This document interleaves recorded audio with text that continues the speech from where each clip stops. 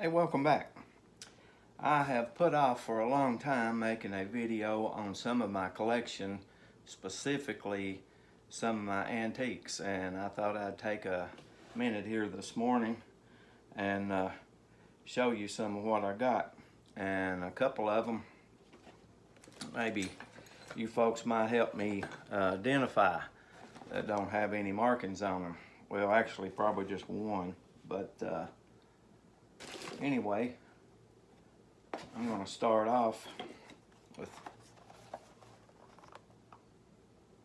this. Now this one, still in the box, and I haven't banded it nor shot it. I'll try to go as quick as I can. I try not to make my videos too long. This will probably be one of the more lengthy ones, but it's still in pretty good shape. It says made in San Gabriel, California. The oak, the double slot.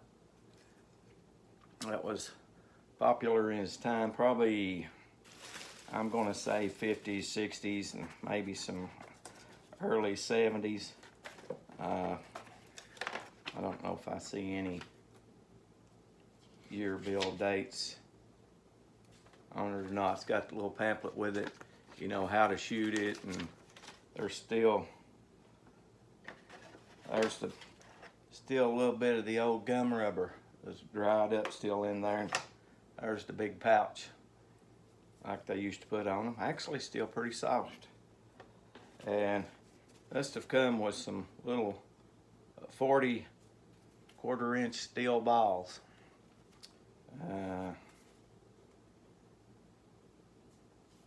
Yeah, I don't see a year date on that either, but pretty cool. Some of you guys out there might have had one, and interestingly enough, some people that shoot sling bows, it came with a little adapter to put in here. I think it went like this, and you turned it around, put your arrow in there, and it was a arrow shooter.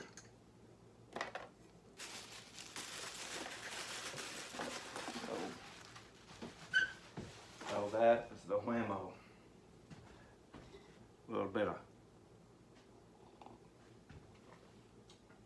coffee.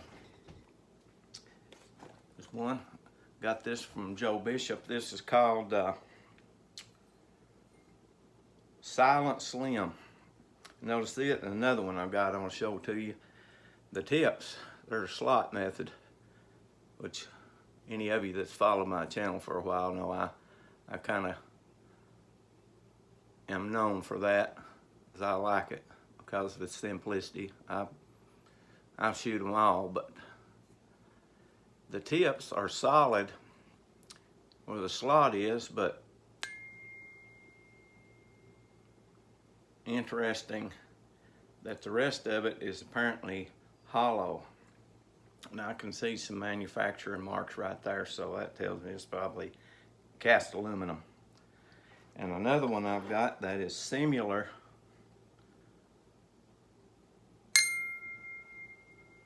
Now both of them are probably ringing. Let me see if this one will do it by itself. Not as much, because it's a little heavier, a little bigger.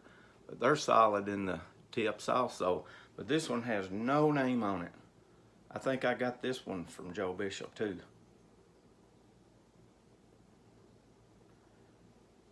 Anybody out there knows what this is? I'd like to know. I don't see anything on it that would tell me. I think there's a Milligan. It looks kind of got a similar shape to that, but no name.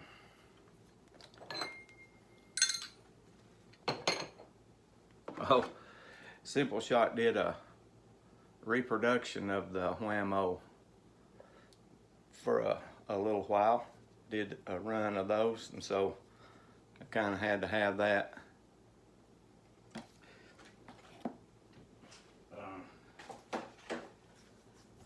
Speaking of Simple Shot, here it is. This is one of the things that got me started on this slot shooting. This is the Simple Shot Peerless, and as you notice here, I think that's the old flipping out logo. If you can see the slots there. Two things. There was about 100 mil or around 4 inches from here to here. Of course, it's a little less down in these little troughs, but that's also what got me. Let me see if we can find something that's banded here. This is one I made for my son. That's what got me on this quarter to the corner of the mouth shooting, and that's why it's harder for me to down size to a 90 for myself, although a lot of the shooters I make for other shooters are 90. It seems to be 85 and 90 seems to be more popular than, you know, when I started out. I don't know if it's 2015 or 16 when I got into these more modern shooters. I'd had some wrist rockets and those kind of shooters, but that's what these outers were. But I think these were like 15 bucks. I've got two of them. I've got one that's still in the package. I'm not even sure I've even taken it out, but I went ahead and grabbed it. But it's HDPE and good shooter. I found two, and this one wasn't in great shape. This is the iconic Victor Animal Trap Company. It's the 20. These are the same. So that's interesting. This one is quite a bit different in color. I don't know whether it had been left somewhere and this one turned this color, or just a little variation on them from one year to the next.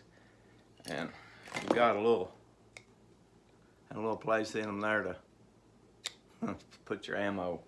I think wrist rockets has got a place, and I put them in the handle from this end. But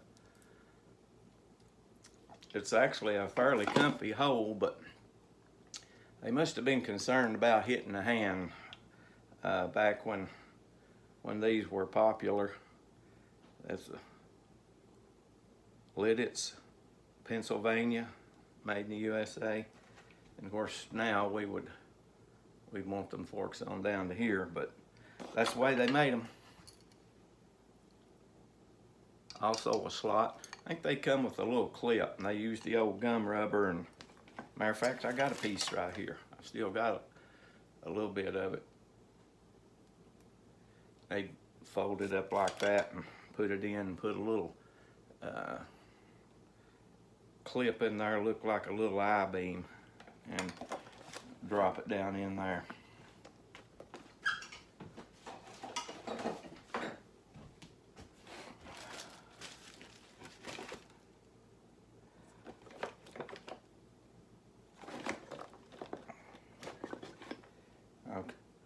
I've got probably one of the earlier generations of the Champ.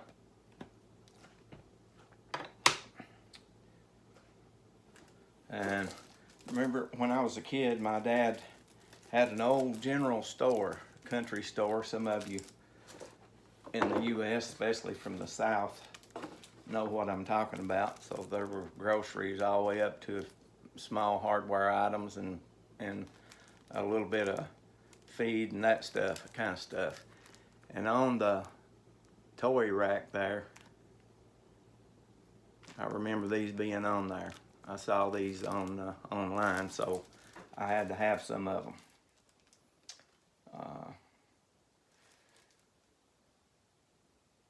Louis Greenberg and Son, New York. Of course, it's made in Taiwan. I don't know if they always were or not, but I remember these. And speaking of the slot method, this was when I started getting into the newer style slingshots with the modern latex, and I had one I think I had tubes on, and I can put tube. You can, if you got the right size tube, you can do the slot with a tube too. You may have to put a ball bearing in the end of it, but that's a wild cherry. I think that's the first one or one of the first ones, and I've watched Gamekeeper John make a slot in it. I see I'm running pretty long there. This one I got from Sharpshooter JD. That's the first one metal slingshot that I had. There's the iconic, not an antique, but Rambone, yes, from Juraj Sprava, and I made a slot one. I called it the Wham Bone. I've got a video on it. I made my wife one just because she wanted one made out of cedar. She's not the sling shooting doesn't appeal to her all that much. She'll, if I harass her a little bit, she'll take one and take it out and just turn the shot loose a couple of times. But she just wanted it mostly for the woodwork. It's a cedar. I'll be the first super grip I made. I kind of did a downgrade on size slightly of the Peerless, and made a super grip. And speaking of which, had John, I know they were in aluminum. I had John Webb, Gamekeeper John, signed in the fork, a PPMG, one of his super grips. If hadn't been for Gamekeeper John, we probably wouldn't have a name like Super Grip. So he pioneered a lot of different slingers. And I've showed you before, my dad made this one, and it was found in one of his cabinets, and my mom wanted me to have it since I got into this. It's a big one, and I guess that's kind of how they may have done it when he was younger, but he's a pretty good whittler. And so this one's an oak, and again, we'd probably have cut it down to there, but I'm going to just leave it like it is because he made it. And this is another one of my little gadget shooters. That's something you don't see every day. That's a 16 gauge shotgun shell, and that's a little wild cherry. I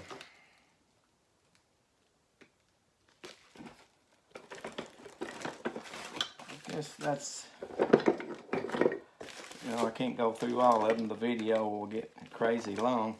But this little ash cup, the chalice shooters that I make are based off of this. I laid it down. I like the shape of it so well. I laid it down and traced it. And of course you can fold your paper and make both halves the same, but that's what got me on that.